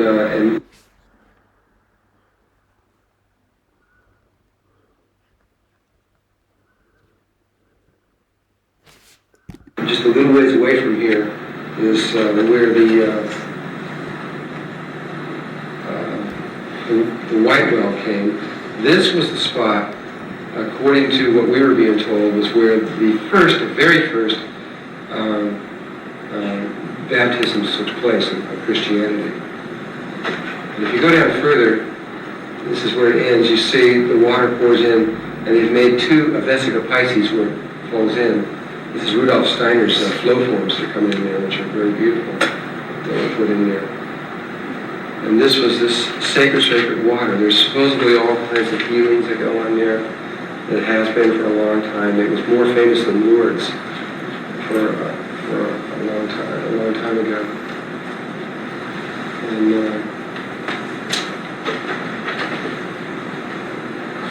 And Cadbury Castle is Camelot.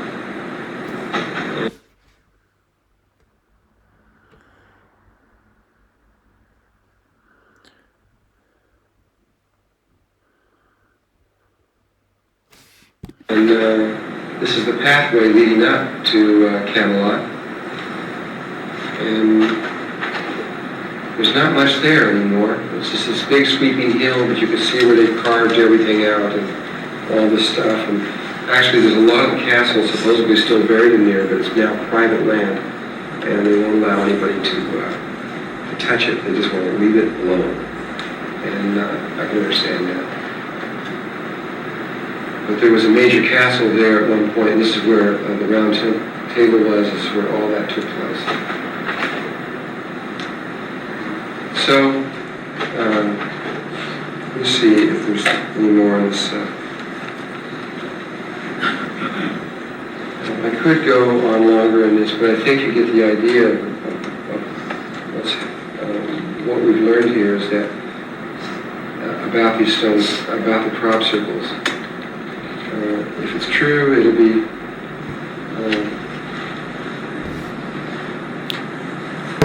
I'm sure it'll be made clear very soon as the complexity of these crop circles grow, as the inability of the governments to try to hide what's going on, and they are doing everything they can. The governments are very freaked out right now. There's some things that have happened while we were there. I'm going to repeat this, but I'm going to repeat it as a legend, okay? I'm not going to say it's true.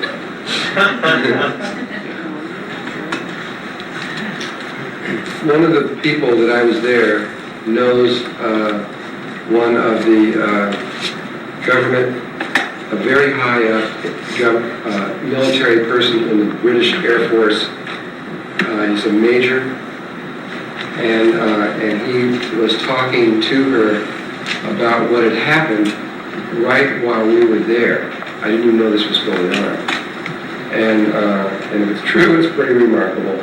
I don't know if we'll ever know for sure, but it is interesting. And she said he really believes it's true. The Air Force has been studying these crop circles since the beginning. And they have spent so much time looking at them, studying them, going through everything else like that, and they still don't know who's doing them or how. They don't know what's going on. You know, and especially in conjunction with the stuff that's going on Mars and all those other things like that, you can see why they might be a little concerned about the crop circles. And they don't trust it. They don't really know what it is or what's happening. The Druids, on the other hand, really want them to study it, obviously, if this story is true. They said that they finally gave up after the end of the 1992 crop circle, at the end of that last one. And the last one in that time was the Mandelbrot crop circle, which is a fractal geometry. They get pretty smart. Yeah, and the Mandelbrot crop circle, by the way, happened right near the house of Mandelbrot, which is where he lived. He actually lived. Usually I like to show you that on television. As it worked out, I'm not going to be able to do that. I have a great video to understand the kinds of things they're talking about, to really understand what fractals are about. It's another way of saying infinity. It's very beautiful to see it, but we can't do it this time.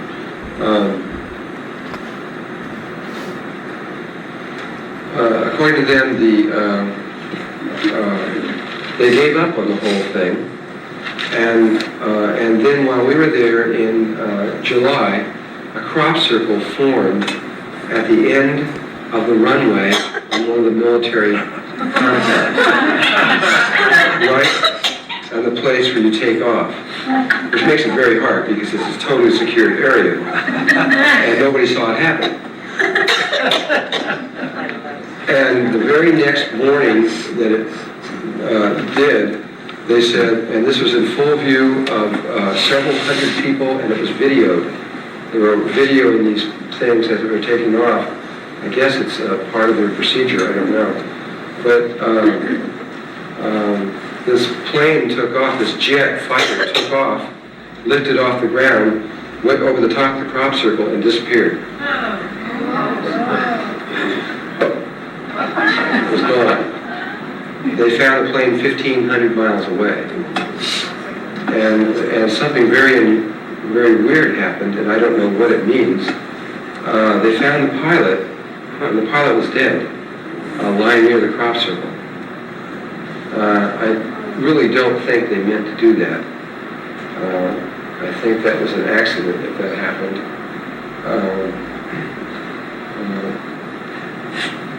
He was obviously brought into the fourth dimension, and it was probably a little bit too much for him. At any rate, that's what was reported, and it caused the military to go on red alert, obviously. And they then brought in all their machinery.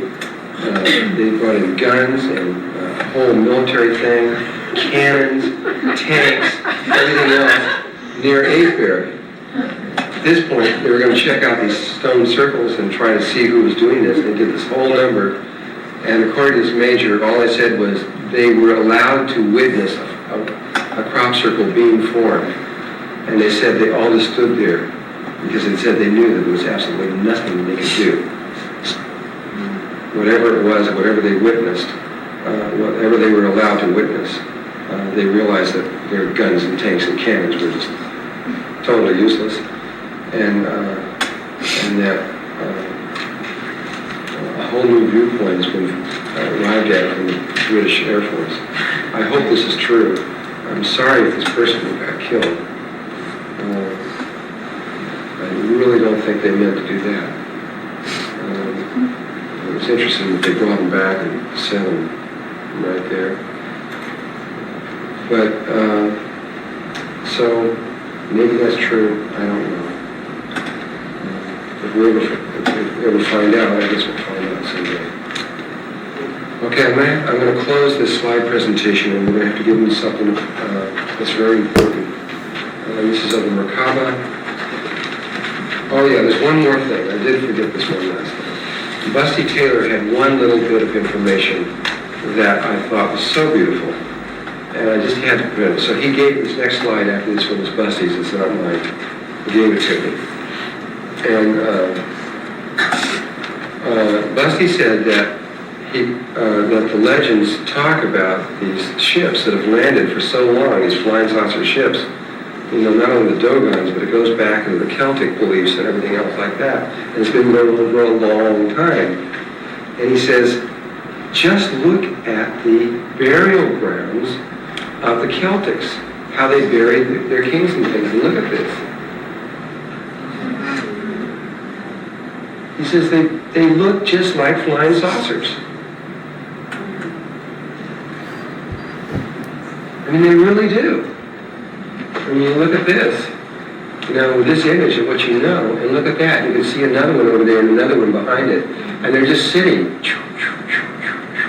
all over. And, I mean, I don't know if it's true or not, but boy, it sure does look like it. That's a big burial ground. Yeah, the person is buried inside the center. How wide is that? Well, you can see the fence over here. So if I had to guess, that's about probably 150 feet. I believe so. I don't know for certain. It's probably going to be somebody pretty important. Somebody pretty important. These are found all near the sacred sites. Near Stonehenge, you see them all around you. Pretty interesting, huh? Why did farmers mow down the crops? There was two reasons. The first one is that people go in here and trample the whole place all together and destroy their crop. So that's one. They try to get rid of it. The second, so some people, I've talked to many myself. Some of them, they don't care. Great, fine, go live in it. They don't really care. Other ones, they go out there and do it right away. The other ones feel it's too spooky, and they don't know what the heck it is, and they just want to get rid of them. And then you got other ones who think it's great, and they start charging money for people. So they got different attitudes about the whole thing. Yeah, you imagine you got hundreds and hundreds of people going there, they charge £1 a piece to go in. Drunvalo, when did the last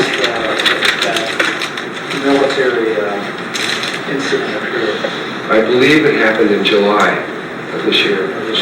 Yeah. When did the military thing happen? It was either I believe either June or July. Let's just make it safe, June, July, or August, somewhere in there this year. That's pretty good. Okay, now we're going to wind up the slide presentation finally, and we'll go into the final phase of this. Okay, it's just about right. This is a Celtic doorknob holder. It's a plate where the doorknob goes through. And look carefully. You have the fruit of life with 13 circles with the Star of David clearly marked, and the Star of David inside the Star of David clearly marked. And here is the fruit of the flower of life patterns, intimately drawn, all inside of these things, with a circle with the 2 boundary lines around it and everything. Obviously, the Celtics had a pretty good idea of this information also. And it's you know, you got your big void in the middle, and it's a doorway. It goes for a door. And this is in, I'm going to go through a bunch of places. This is in Crete, and you see the dolphins and all this stuff. And here again is the central information of the flower of life. This is, again, you'll see it. This is out of Turkey. These are the days of Genesis. Here, these 2 symbols are usually found side by side. First the 6 petals, then the 6 petals with the 6 around it on the outside, side by side. I know when I climbed Mount Sinai where Moses, saw the burning bush, at the bottom of that mountain there is a Coptic monastery called St. Catherine, I think it is. And they don't want you to take any pictures in there, but when you go in St. Catherine, you look up at the ceiling, that's what's all over the ceiling. There's those things. Obviously, they knew it. We've seen it in Egypt. This one comes out of Tibet. That is a cover, a wooden cover, for holding a wooden box with a cover, and that is the seed of life. It's the 6 circles around, there's the seed in the middle, and it contained an instrument for planting seeds. And again, this is these circles that you saw came directly out of the flower of life. When you fill those in, you get a very familiar symbol, which is the yin and the yang of the Taoism. It's a symbol for Taoism. And again, if you study Taoism and you study the I Ching, all this information is clearly in there. The same information, in some ways, put into words very, very clearly. This is Masada, Israel, where the Essene community started. If you go into the center of the Essene community, you'll find this church. You go into the center of the church, and I know this is a lousy slide because it's a copy from a copy, but it came from a friend of mine who went there. And right there in the center of the church is the flower of life. So that's all that's left of it is this outer component. If you can see it clearly, it's very, very clearly about that much of the flower of life. Clearly marked in the bottom, showing how the Essenes understood this, as well as the Coptics, which we saw. You go into India and you look at the geometries that are going on there, like the Sri Yantra and all these other things. You start looking at this carefully, and you'll see the exact same linkage between them. In India, that's where the Nakals went, and which was from the Atlantean Mystery School, and all that knowledge was brought down there. This is a 2,000-year-old mantra, Hindu mantra for Tantra. And when you look at this carefully, coming from the inside out, you see those 4 purple triangles and 3 green ones. Well, what you got is the star tetrahedron, which in the creation process, conceptual process, becomes a cube. And you see that in here.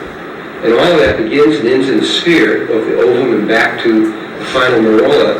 And around that you see 8 organic cells, which go to 16 cells, showing that they knew that it was a binary sequence 2,000 years ago. They put a dot on every other one, showing that the original 8 cells remain unique into themselves. And here you have the square forming the phi ratio, which is the symbol for life. I mean, that's when life happens. This is 2,000 years old. Now, how do they know this stuff? And this is something that I guess you're just going to have to wait for. I'm going to have to hold that. This next slide, we're not going to be able to reach it. Well, yeah, we can. You can go ahead and put this on there right now. Just get some shots on it. This is the slide that goes into the Temple of Abydos. And I said I would be able to prove to you that high up in the Egyptian walls, they can show that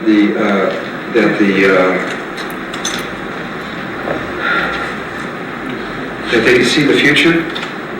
This slide proves beyond any doubt that the Egyptian could see the future. And so I'm going to have you come up here and I'm going to take it out of focus, and you can go ahead and cut the film, and we'll have to catch there. The flying saucer, the visitations have been going on in England for a very long time, and perhaps way back in time. If you look at this image of the Merkaba, this is a burial ground of the ancient Druid Celtic religions. And look at the shape of it. It looks just like a flying saucer. This is probably about 120, 150 feet across there. These are huge. You'll see another one back there, another one over there, and they're just sort of scattered all around the countryside. I know they're all around Stonehenge. Some of them are right up close to Stonehenge. And they just seem to be like these little things that just sort of landed out there. And it's very interesting. Now we're going to close in on this now, which is where the flower of life was found. And if you look up here, you see the bee and stalk, which is the Egyptian hieroglyphics for the left eye of Horus, the feminine school, and the emotional body. And over here, you can see an attack helicopter, a half sphere with an eagle on it, a tank facing back toward the helicopter, an airplane flying this way, and what looks kind of like an AWACS airplane flying this way, with these little things that we don't know what the heck they are. They could be Patriot missiles, or they are in that shape. But this is the only, this is depicting, there's only one place that I know of in the history of the earth so far where the attack helicopter, the tank, and the airplane, and all of these things were in one war in large scale, and that was in the Iraqi war. And very possibly that's what they were talking about. It's truly a remarkable slide, and exactly what it means, I don't know. I was told to take this shot. It was done with an 80 millimeter lens. This is almost 40 feet up to the top of here. It's very high in the top, which means if you go by what they believe, which the bottom band was the past, the band is from about eye height to maybe 15 feet or so is the present, and everything beyond that is the future, then this must be far into the future, because it's right at the very, very top. And I guess, who knows? I don't really know, but it's still a remarkable photograph. I do believe, because of eyewitnesses that are friends of mine that I trust, that there is another incredible one, which is located at Dendara. There's a small room where you go off to the right, you lift up an iron grate, you go down, straight down into a little tiny room that is underneath there. And on that wall, I've been told that there's a depiction of the planet Earth as seen from the North and South America, as though you were looking at it from a satellite, with an extension cord hanging off of it with a plug on it. And over the other wall was a plug, a modern day looking electrical plug. And but it was not plugged in. And if that's real, that's pretty good too. But I don't know if it is yet. But so until I actually see it, I can't say for sure. And this is a very important statement to realize. We are not human beings having a spiritual experience. We are spiritual beings having a human experience. We came from a higher level down here to a lower level. And it's now time to go back. So this is the symbol of the flower of life. in which all this information came out of, every bit of it. This is the Merkaba, which this speaks of. And this is the signing off on the Egyptian Mystery School of Akhenaten, the Law of One. And this is much event of Melchizedek holding the Holy Grail, which is the final bit of information that the world is about to understand, from my way of seeing it. And the Holy Grail is what that understanding is, I believe, will begin to unfold, and that unfoldment will primarily come from England.